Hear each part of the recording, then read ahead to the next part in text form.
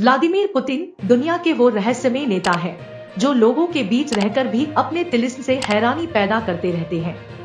Vladimir Putin के बारे में कई किस्से कहानियां लोग एक दूसरे को सुनाते हैं, जैसे पुतिन पैदा नहीं हुए थे, जैसे पुतिन कभी मरेंगे नहीं और जैसे पुतिन आसमान से उतरा कोई अवतार है। पुतिन अपनी जिंदगी को लेकर वाकई सस्पेंस रखते हैं, जैसे आज तक उनकी पत्नी, गर्लफ्रेंड या फिर बच्चों के बारे में किसी को ठीक जानकारी नहीं है। लिहाजा पुतिन के बारे में जानने की दिलचस्पी हमेशा से लोगों को बनी रहती है। शनिवार को जब वैगन समूह ने पुतिन के खिलाफ विद्रोह किया, तो एक बार फिर पुतिन की कहानी याद आने लगी कि रूस का यह राजा कैसे अपने विरोधियों और बगावत करने वालों को कुचलने के लिए कुख्यात रहा है। रूस की जासूसी एजेंसी KGB, जो अपने सीक्रेट ऑपरेशंस की वजह से कुख्यात रही है, व्लादिमीर पुतिन उसके बॉस रह चुके हैं।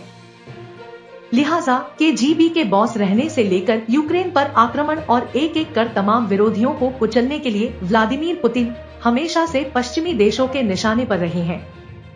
अगस्त 1999 में सोवियत संघ के पतन के बाद रूस के पहले राष्ट्रपति बोरिस येल्त्सिन ने FSB सुरक्षा सेवा, जिसे तब KGB नाम से जाना जाता था, के पूर्व प्रमुख व्लादिमीर पुतिन को अपना प्रधानमंत्री बना लिया।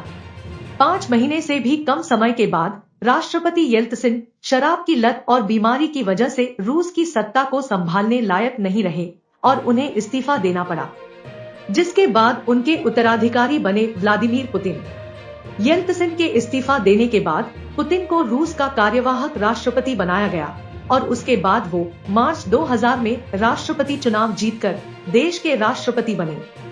राष्ट्रपति बनने के शुरुआती समय में ही अगस्त 2000 में पहली बार पुतिन की परीक्षा की घड़ी आ गई, जब परमाणु ऊर्जा से चलने वाली रूस की एक पनडुब्बी कुर्स्क 118 चालक दल के सदस्यों के साथ बैरेंट्स सागर में डूब गई। इस आपदा पर पुतिन की मौन प्रतिक्रिया की भारी आलोचना की गई।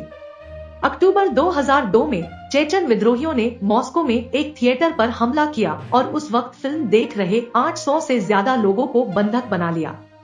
इस घटना में 130 लोग मारे गए थे।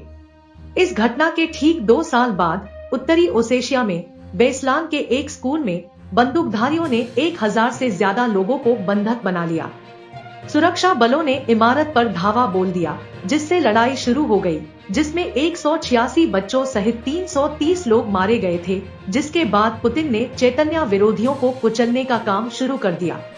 थिएटर में खूनी खेल खेलने वाले चैतन्य विरोधियों को कुचलने के लिए पुतिन के आदेश पर रूसी सुरक्षा बल थिएटर के अंदर घुसे थे और सभी आतंकवादियों को मार गिराया था। हालांकि इसमें 130 आम लोग मारे गए थे।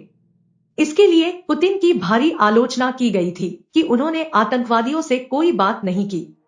उत्तरी काकेशस गणराज्य को चेचन्या कहा जाता है, जो मुस्लिम बहुल इलाका है और रूस 1994 से 96 के बीच यहाँ लड़ाई लड़ चुका है, जिसके बाद रूसी राष्ट्रपति ने चेचन्या के विद्रोहियों को कुचलने के लिए ऑपरेशन चलाया और साल 2009 तक चले दूसरे चेचन युद्ध में हजारों लोग मारे गए। रूस ने चेचन्या की राजधानी ग्रोजनी को पूरी तरह से तबाह कर दिया। फिर पुतिन ने चेचन्या में एक कठपुतली सरकार की स्थापना की, जो आज तक उनका गुलाम है। साल 2004 में दोबारा चुने जाने के बाद पुतिन ने सत्ता पर अपनी पकड़ पूरी तरह से मजबूत कर ली और सुरक्षा सेवाओं को मजबूत करना शुरू कर दिया। इसके बाद पुतिन ने रूसी मीडिया पर नकेल कस दिया। पुतिन अपने पहले कार्यकाल में ही सत्ता कैसे चलाना है, इसकी बारीकियां सीख गए थे।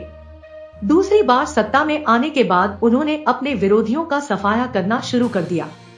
उन्होंने रूस के सबसे अमीर शख्स मिखाइल खोदोरकोव्स्की जैसे कुलीन वर्गों को सत्ता से हमेशा के लिए दरकिनार कर दिया, जिन्हें तेल की दिग्गज कंपनी यूकोस के CEO पद से हटा दिया गया और टैक्स धोखाधड़ी सहित कई आरोपों में 2005 में जेल में डाल दिया गया।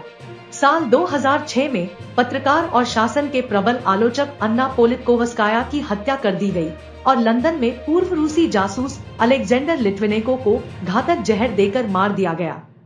हालांकि पुतिन ने इस दौरान देश की अर्थव्यवस्था को मजबूत करना जारी रखा, लिहाजा देश के अंदर जनता उनके शासन से खुश थी। आर्थिक मोर्चे पर रूस अच्छा कर रहा था और इसकी सबसे बड़ी वजह तेल था। व्लादिमीर पुतिन पहले भी रूस के संविधान को कई बार अपनी मर्जी से बदल चुके हैं और इसके लिए उनकी सख्त आलोचना भी होती है, लेकिन इससे उन्हें कोई फर्क नहीं पड़ता है। व्लादिमीर पुतिन का कार्यकाल 2024 में खत्म होने वाला था, लेकिन उससे पहले ही उन्होंने संविधान में बदलाव कर दिया। व्लादिमीर पुतिन रूस में ऐसी व्यवस्था कर चुके हैं कि जब तक वो रहेंगे, देश के राष्ट्रपति बने रहेंगे। व्लादिमीर पुतिन ने साल 2000 में पहली बार राष्ट्रपति चुनाव में जीत हासिल करते हुए रूस के राष्ट्रपति के तौर पर कमान संभाली थी। इसके बाद वो 2004 में फिर से राष्ट्रपति पद का चुनाव जीत गए। रूसी संविधान के मुताबिक कोई भी शख्स तीसरी बार लगातार राष्ट्रपति नहीं बन सकता है। लिहाजा 2008 में व्लादिमीर पुतिन रूस के प्रधानमंत्री बन गए। उस वक्त दिमित्री मेदवेदेव रूस के राष्ट्रपति थे। साल 2012 में एक बार फिर से व्लादिमीर पुतिन रूस के राष्ट्रपति बन गए और 2008 के राष्ट्रपति दिमित्री मेदवेदेव 2012 में रूस के प्रधानमंत्री बन गए। 2012 में व्लादिमीर पुतिन पूरे 6 सालों के लिए रूस के राष्ट्रपति बने। फिर व्लादिमीर पुतिन 2018 में रूस के राष्ट्रपति बने और अब 2024 में उनका कार्यकाल खत्म हो रहा है। लेकिन उससे पहले ही उन्होंने रूस के संविधान में संशोधन कर दिया है। व्लादिमीर पुतिन के ज्यादातर राजनीतिक विरोधी अब रूस के बाहर रहते हैं, वहीं देश के अंदर के राजनीतिक विरोधी मुंह बंद करके रहते हैं और जिंदा रहने के लिए पुतिन के ज्यादातर कार्यों में हाँ मिलाते हैं। तो आज इस एपिसोड में बस इतना ही। मुझे अब जाने की अनुमति दीजिए, मगर वीडियो को लाइक करना और चैनल को सब्सक्राइब करना न भूलें।